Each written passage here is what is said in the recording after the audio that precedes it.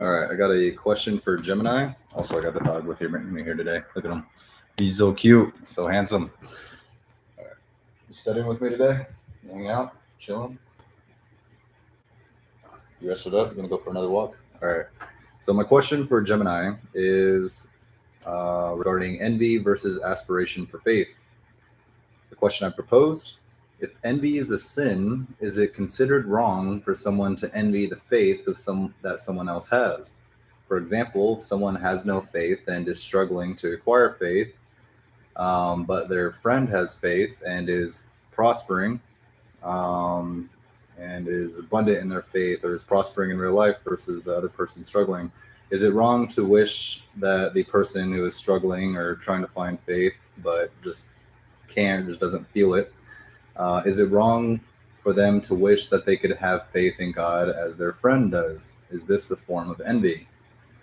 Gemini responds: whether envying someone's faith is a sin is a nuanced question, and many religious traditions would say it's not, as it falls into a different category than typical envy.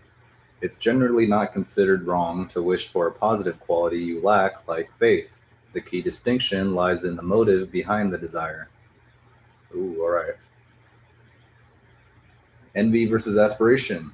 The kind of envy that is considered a sin is typically defined as a malicious or resentful desire for what someone else has, coupled with a wish for them to lose it. This form of envy is rooted in a desire to tear others down to elevate oneself.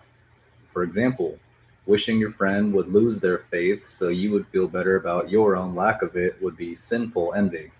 Okay, got it.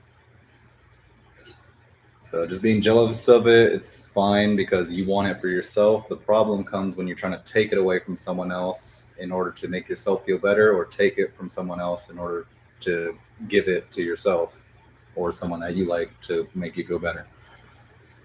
Conversely, envying faith is often seen as more of a form of aspiration. When you see someone who is at peace and prospering because of their faith, and you wish you could have that same peace, you're not wishing for them to lose their faith, you're wishing to gain a positive quality for yourself. There is a desire for spiritual growth, which is not only considered acceptable, but is often encouraged in many religious contexts. It can be seen as the first step towards seeking a deeper connection with a higher power, a form of longing.